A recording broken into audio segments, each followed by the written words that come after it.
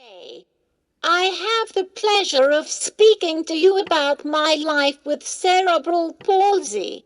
My name is Ellise, otherwise known as Queen Ellise.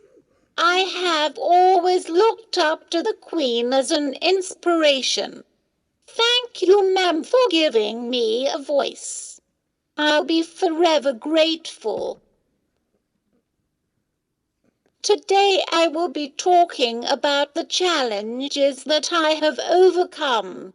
I happen to have cerebral palsy. It affects my movement and coordination. It is caused by a lack of oxygen with the brain that can occur before, during, or soon after birth.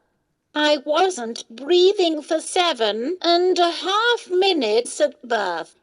The doctors turned off the life support machines. Then suddenly, I began gasping for breath, and they found a heartbeat. I was on life support for 3 weeks, and a machine that assisted my breathing for 2 weeks. I was then weaned off medication and tubes. I was finally allowed home to start my life. The doctors said I would be significantly brain damaged due to the amount of time I was starved of oxygen. They said my quality of life would be minimal. I would need 24-hour care for the rest of my life. They were unable to say if I would be able to smile, understand, have food by mouth, sit, walk, or communicate. At 8 weeks old, I shocked everyone. I responded to a toy and I smiled. The doctors were amazed. However, I was like a little rag doll, very floppy. I was a year old when I was able to sit independently for 5 seconds, but this was a massive achievement for me. I loved feeling my feet and used to always push down when being held. I had a walking frame at 2.5 years old. I walked into Dorchester Hospital and they couldn't believe it was me. In 2008, I started having seizures. The doctors diagnosed nocturnal epilepsy. I hated going to sleep at night and wondering if I would wake up in hospital. It was very scary for me and my family. The doctors and paramedics were amazing. Luckily, I grew out of this and have been seizure-free since 2010. Never again. I was so scared. I attended the Footsteps Foundation in Oxfordshire between 2011 to 2018. Footsteps is a place where people like myself have 3-week block intensive physio. I did 1.5 hours of floor work and then another hour on the spider. The spider was lots of bungees attached to my harness to enable me to stand, walk on a treadmill, and do activities that I couldn't do before going. The physios had me walking independently by the 2nd week. I was able to stand for 30 seconds and also walk with someone behind for about 10 steps. It took some fallings over and some bruises, but I didn't let that affect me. It was a dream come true. I always wanted to walk independently. At the Footsteps Foundation, it cost thousands of pounds to go for each session. In 2016, I had pneumonia. 2 weeks before my brother Ashton was born. I was rushed into hospital as they thought I had the onset of sepsis. It affected my movements, my strength. I couldn't walk for months. It affected everything.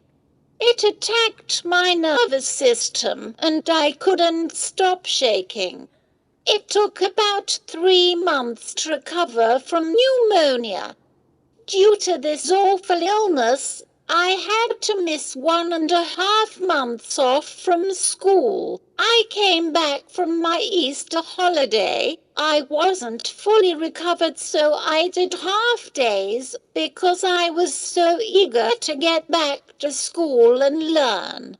I pray now if I have a cold, it doesn't go to my chest. It really was another scary time of my life, but I knew I had a baby brother arriving soon. He gave me strength and something to look forward to. I always look on the positive side and try my best in everything. I'm a strong-minded person and set my goals for me to achieve. My disability isn't a barrier. I'll always find a way. I'm forever pushing myself to be the best version of myself, even though I am slower and things take me a lot longer. I'll get there eventually. We all have challenging times and struggles in our lives, but we must keep on going to succeed. Working hard and achieving is one of the best feelings in the world.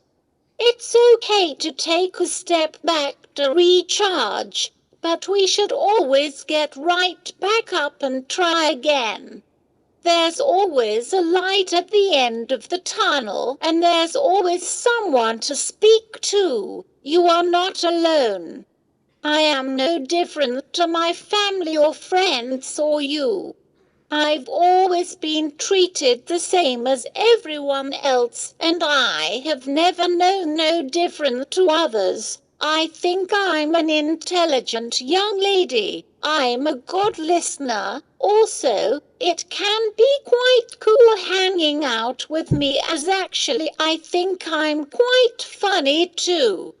I often make my college supports laugh daily by my humor, although I say college supports, but they're actually best known as my queen's servants.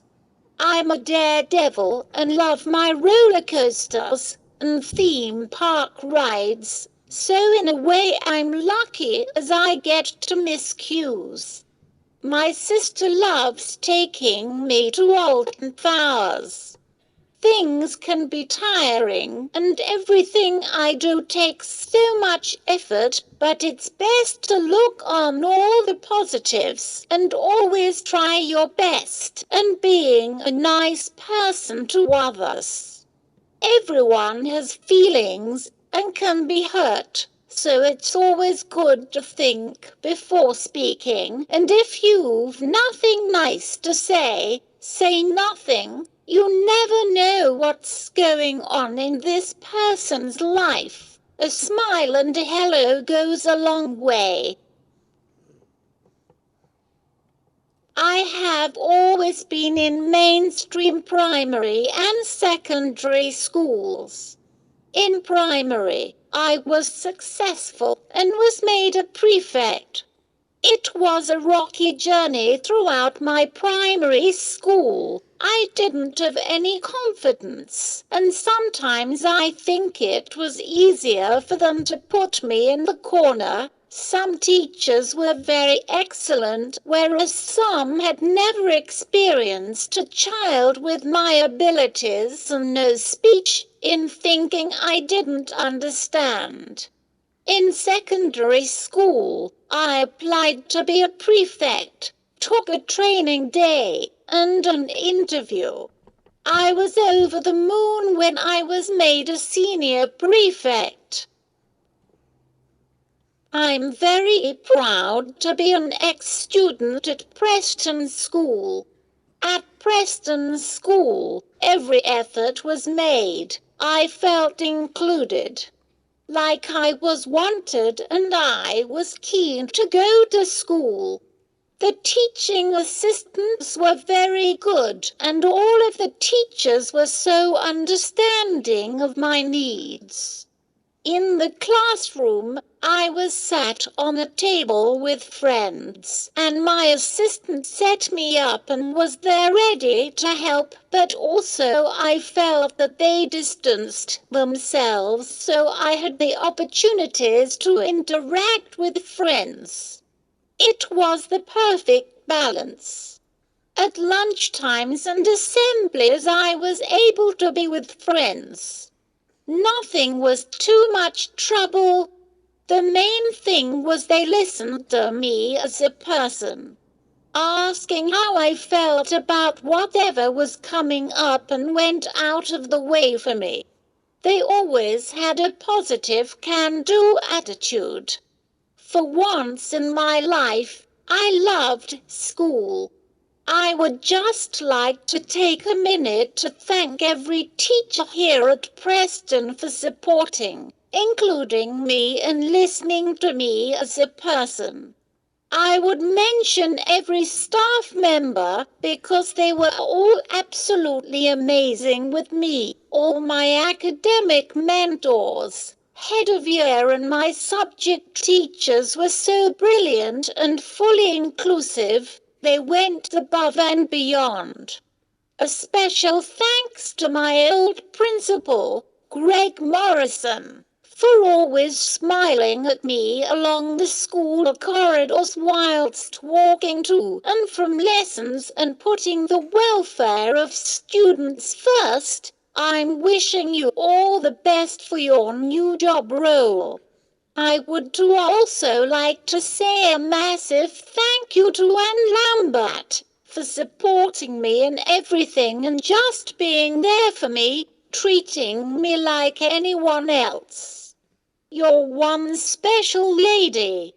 I could not forget to mention my lovely one-on-ones, Marie Anthony, Mandy Bartlett, Ronich Henry, Sally Bradley and Sue Johnson, for all their support and helping me with my school work and encouraging me to be the best version of myself. Also, thank you for putting up with my sense of humor. The best memories are at Preston.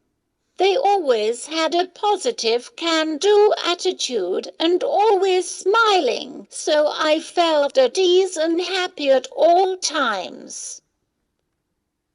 I'm currently studying at Yeovil College. I've completed health and social care, and now I'm on internship. I'm mentoring students and helping out in the classrooms.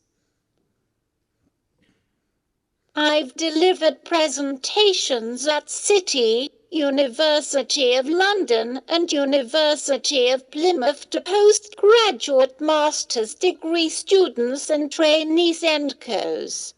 I've recorded 2 sets of videos which will be presented nationally to help people to have more understanding of the special educational needs and disabilities curriculum, as well as speaking to a number of schools across the country and speaking at the Somerset Senko Conference and Inclusion Festival, as well as recording a few podcasts with teachers and writing an article for a magazine.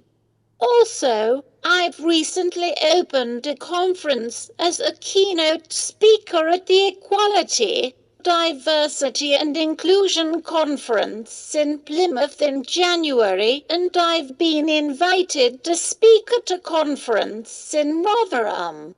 Anything is possible if you work hard for something. I hope you have enjoyed my story today.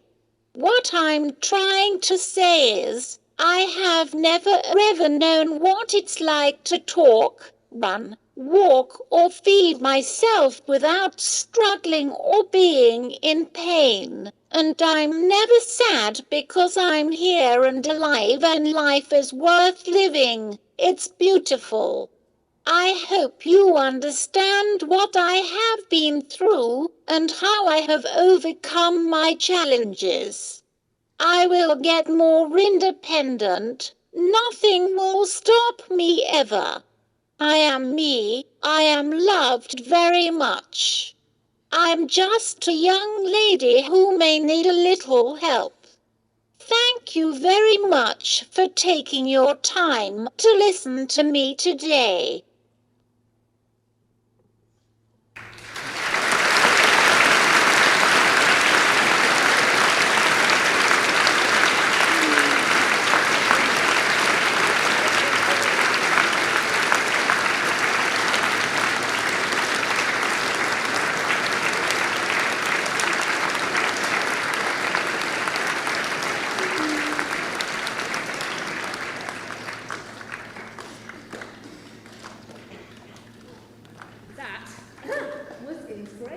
I think you will agree. So what was it Ellise said?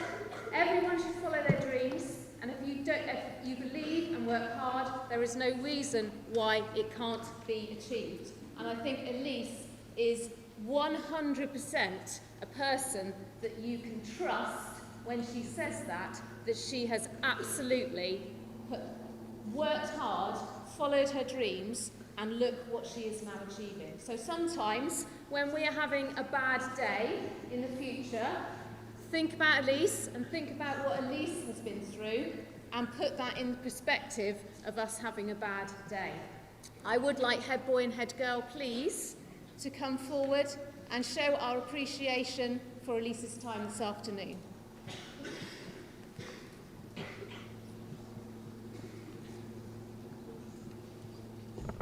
Another round of applause, please.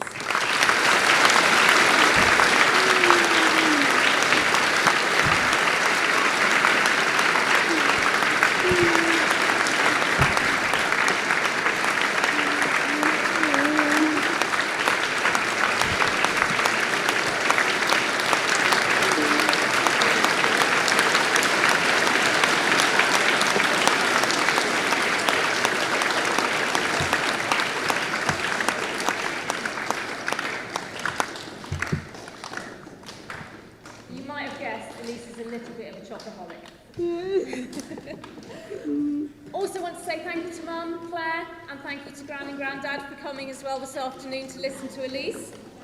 Gran and Grandad haven't heard her speak before, so I hope you enjoyed it as well. Okay.